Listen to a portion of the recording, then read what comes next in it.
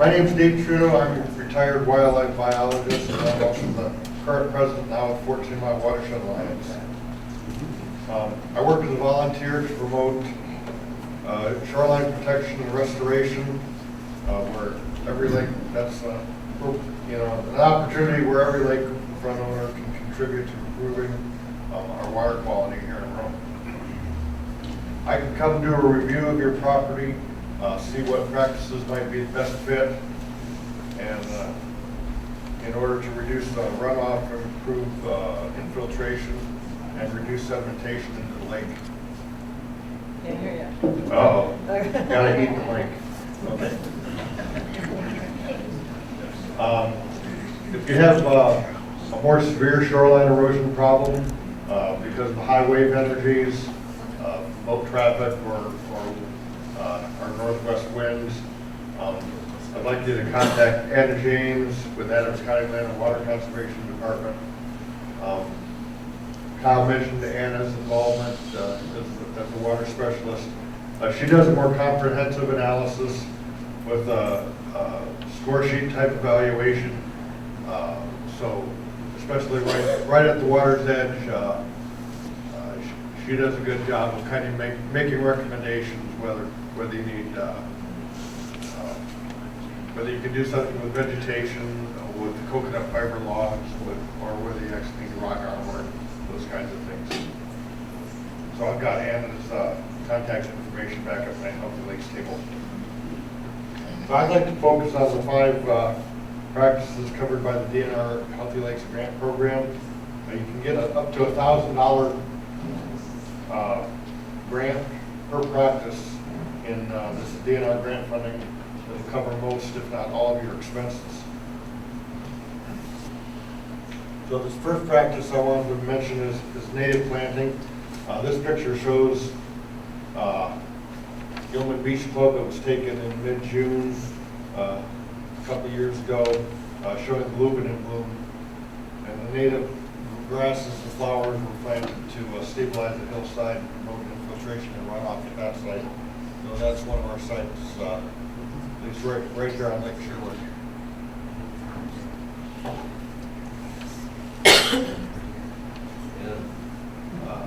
Left click, right click. Scrolls, can you scroll? Scroll. Okay. Can you fix your mic? Okay, so our goal is to see native plants established with their long root systems that can exceed 6 feet in depth. The native grasses and flowers stabilize soils, reduce runoff to the lake, and promote infiltration of nutrients like nitrogen and phosphorus, which trigger algae growth. You notice on the far left of the slide, that little thin slice there, that's our root system on our turf grasses, your bluegrass and your fescues. So you can see by promoting the native plants, it's going to hold soil a lot more and absorb a lot more nutrients.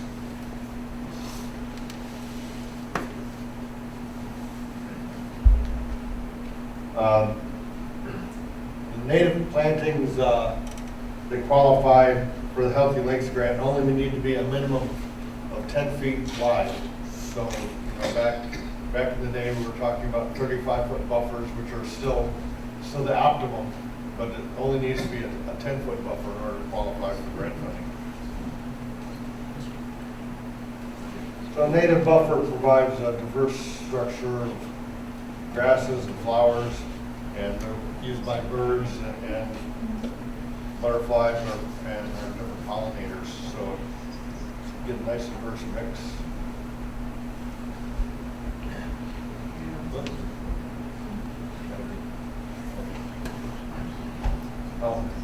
A lot of folks, they refer to wild native plants and grasses. Sometimes they say weeds. But I want to show you how they can be very attractive and to be set apart from your manicured lawn with a border. The next practice covered by the grant funding is a rain garden. Rain gardens are designed to catch runoff from old water in a basin. And they are seeded with water tolerant flowers where it holds that water and lets it slowly percolate into the ground. Rain gardens can also, besides appropriately to capture some or all of the discharge from your rain gutters and your downspouts. Karen mentioned her projects that she's done and now has all of her downspouts are filtering into rain gardens.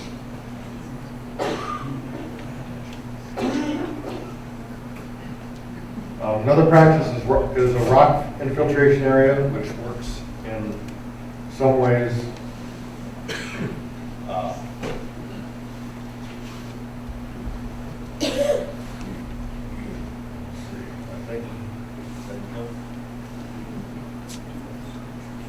Okay, this is what we call a diversion practice. You can see the grate coming across that driveway area there.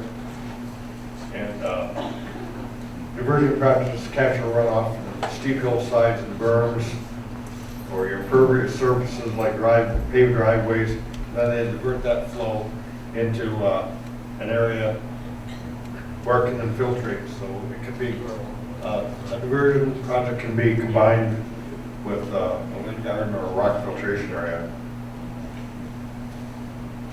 So rock infiltration is another one of the practices that's covered by grant, can be covered by grant funding, and it can be pretty creative. It can be just a kind of pit area, or it can be something that by in and of itself is pretty attractive. So the last practice, which is really good for wildlife habitat, but is a little less popular, is fish sticks. I've been doing that on Lake Sherwood for 4 years now, and we've put in over about 240 trees. We've been working on public lands. The opportunity is with some small bundles of trees on private land, but that seems is a little bit of a harder sell.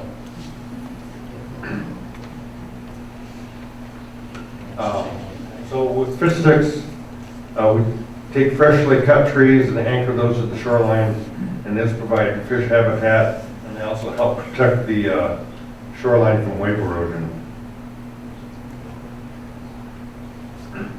Trees are anchored together and lashed together so they stay in place from boat traffic and wind, but primarily they're anchored because of the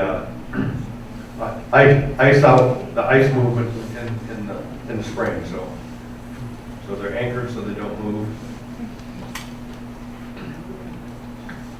Like I mentioned, I worked with LSPOA Conservation Committee, and through Healthy Lakes Grant funding, we've installed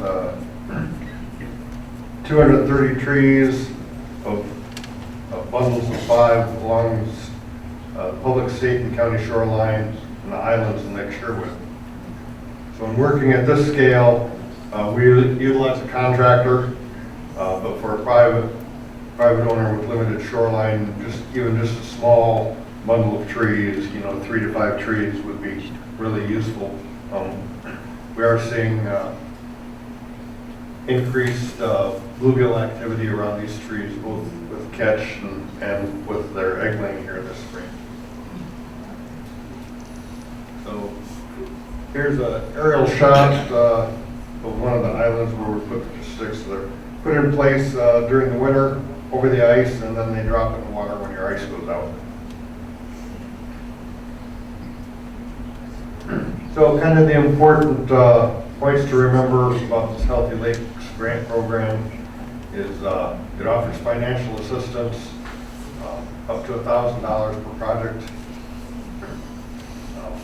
You get 75% cost share.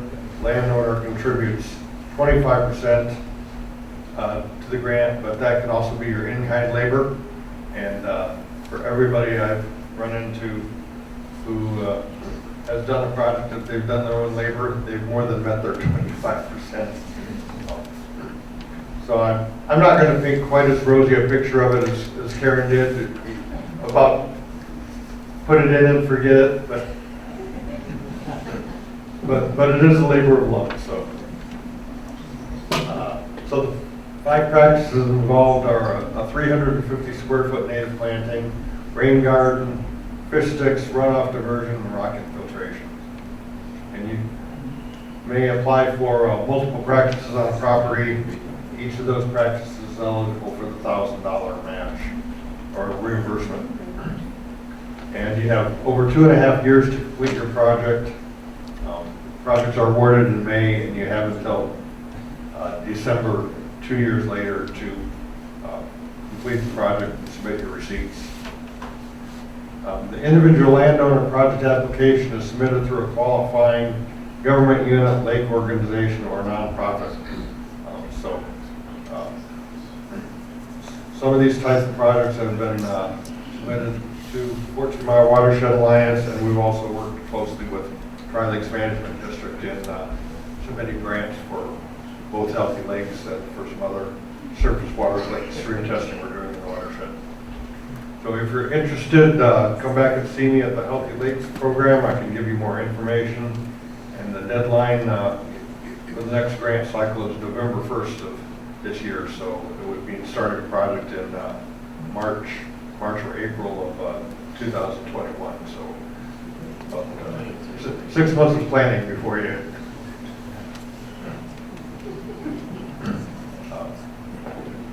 get going with stuff on the ground. So anyway, so I can take. Why don't we?